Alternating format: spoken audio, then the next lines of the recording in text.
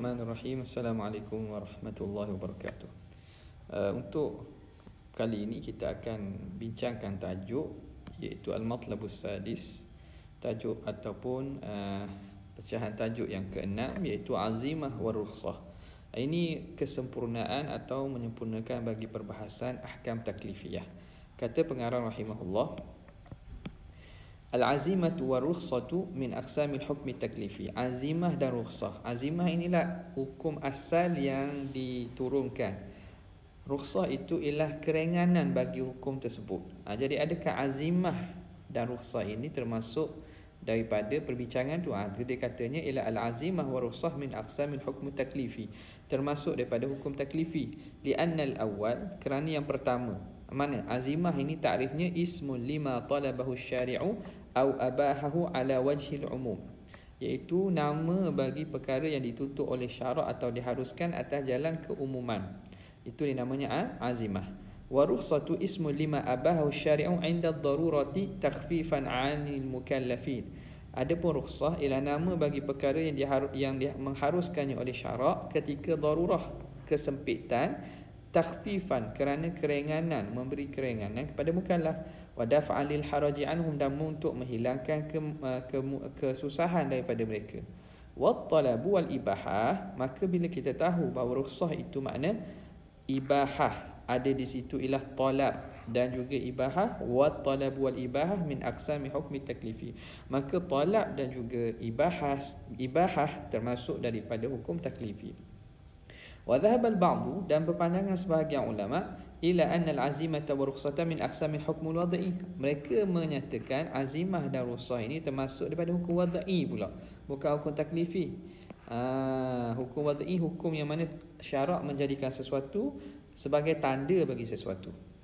Bi'tibari anna al-azimata tarji'u ila anna syari'an ja'ala al-ahwal al-'adiyata lil mukallafin sababan li baqa'il ahkamil asliyati wa istimrariha. Kenapa mereka kategorikan azimah dan rukhsah ni daripada hukum wad'i? Kerana mengambil kira azimah itu kembali kepada syarak menjadikan keadaan adat, keadaan biasa bagi mukallaf sebab bagi dikekalkan hukum asal dan berterusan hukum tersebut. Jadi melihat kepada azimah itu hukum asal yang mana pada keadaan biasa hukum itu dikekalkan, maka ini syarak meletakkan sesuatu sebab, maka dikira sebagai hukum wad'i. Wa anna rukhsata tarji'u ila ja'li syari'il ahwal at-tari'ata ghair al-i'tiyadiyati sababan lil takhfifi 'anil mukallafin. Dan rukhsah pula dia kembali kepada makna syarak menjadikan keadaan yang tarik, situasi-situasi yang mendatang yang bukan keadaan biasa, situasi kecemasan dan keterpaksaan yang bukan daripada situasi biasa, dijadikan sebab untuk diringankan daripada mukallaf hukum. Maka bila melihat kepada azimah itu ialah dijadikan sebab dan juga berkait dengan sebab, wassababu min aqsamil hukmul wad'i, maka sebab itu termasuk daripada hukum wad'i. Walakin ma dhahaba ilaihi al-awwalun, tapi apa yang berpandangan kepadanya oleh golongan pertama yang mengatakan azimah dan rukhsah ini hukum taklifi huwal azhar, itulah yang lebih zahir. Wa hadha ma jarayna alai, inilah yang kami berjalan atas pandangan ini. Fal azimatu wa rukhsatu min aqsamil hukmi taklifi, termasuk daripada hukum taklifi. Okey, jadi apakah makna bagi kedua istilah tersebut? Wal azimatu fil lughah al qasdu ala wajhi ta'kid. Azimah ini asal daripada al-azmu, keazaman kan, ialah qasad, menghendaki atas jalan bersungguh, atas jalan diberatkan. Wa minhu qaulu ta'ala fanasiya wa lam najid lahu azma. Nabi Adam ni Allah Ta'ala sebut bahawa Nabi Adam lupa dan kami tidak dapati padanya ada keazaman dan kesungguhan. Ini peristiwa Nabi Adam memakan daripada pohon khuldi dalam syurga. Ay lam yakun min Adam alaihi salam qasdun muakkad, tidak ada daripada Adam itu qasad yang bersungguh, ala isyani amri rabbih, qasad yang bersungguh untuk menderhakai Tuhannya. Amma fil istilah, adapun pada istilah, fa ma'naha huwa ma dzakarnahu anifa, maknanya ialah apa yang kami sebut dahululah. Mana dia? Azimah itu kembali kepada makna apa? Iaitu ma talaba syari'u atau abahahu syari'u ala wajhil umum. Rukhsah pula ma abahahu asy-syari'u 'inda ad-darurah takhfifan 'anil mukallafin wa daf'an lil haraj. Itu takrifnya.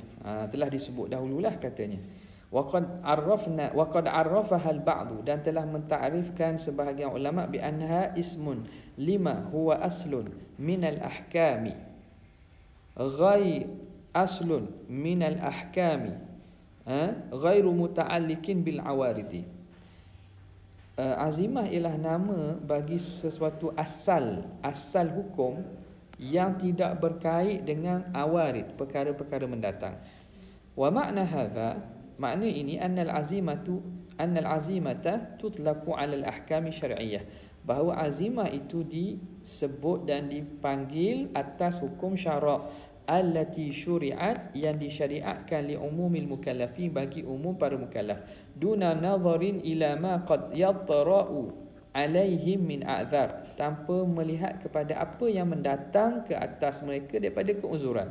Fahiya ahkamun asliyah, maka azimah ini hukum asal, syuri'at ibtidaan, disyariatkan pada permulaan, litakuna qanunan aman, supaya menjadi qanun, satu qanun yang umum, satu hukum yang umum, li jami'il mukallafin, bagi sekalian mukallaf, fi ahwalihim al-adiyah, pada keadaan mereka yang biasa, pada keadaan adat kebiasaan mereka.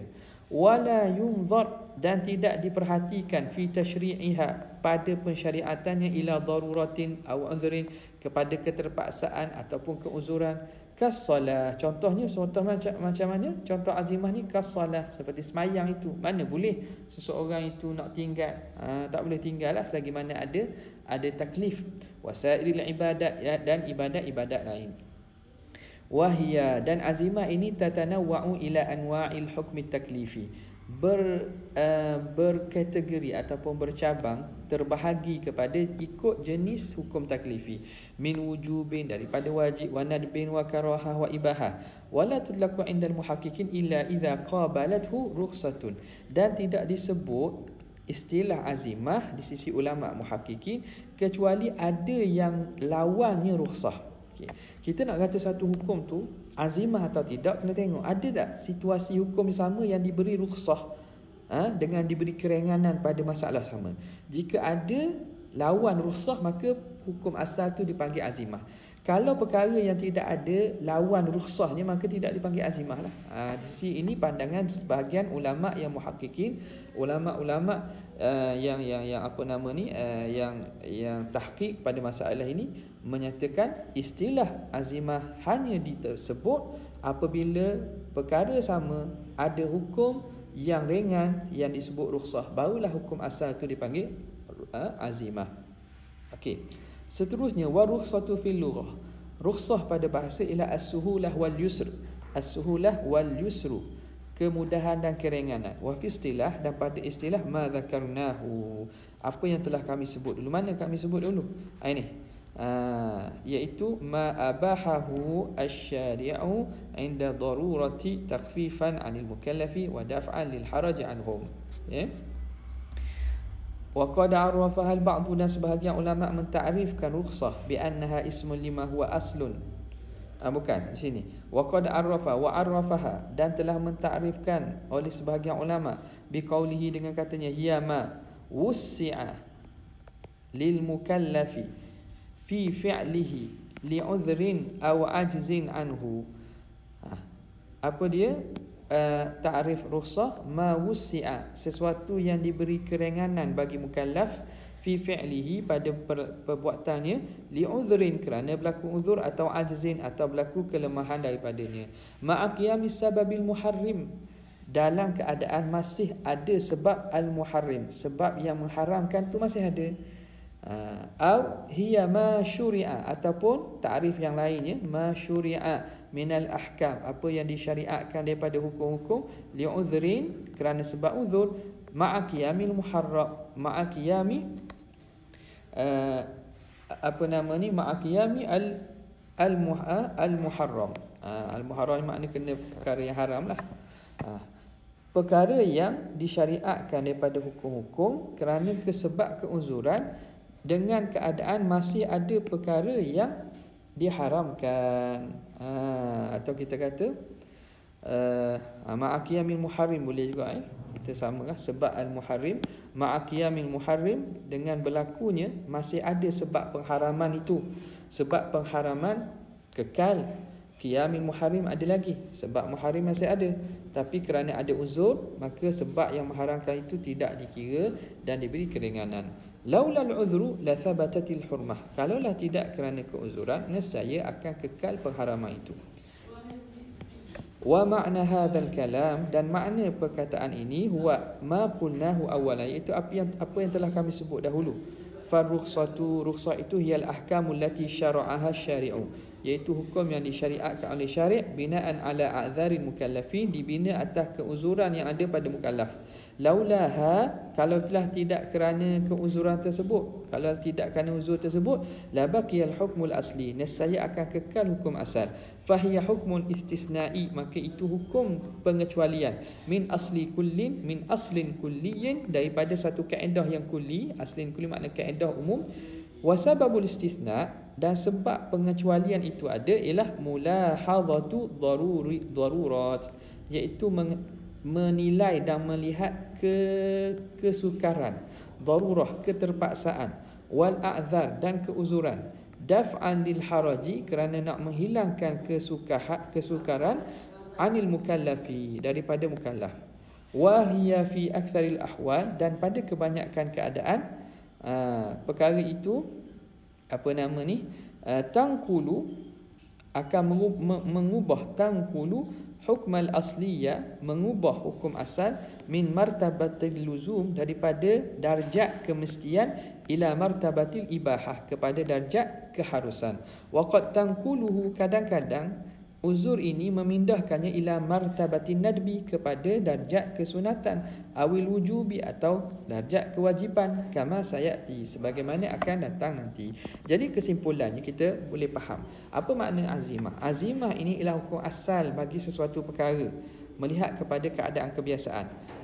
Rukhsah ialah keringanan yang diberi bagi hukum itu dalam keadaan-keadaan darurat dan juga masyaqqah. Contoh kita katakanlah hukum asal bagi bangkai ialah haram dimakan.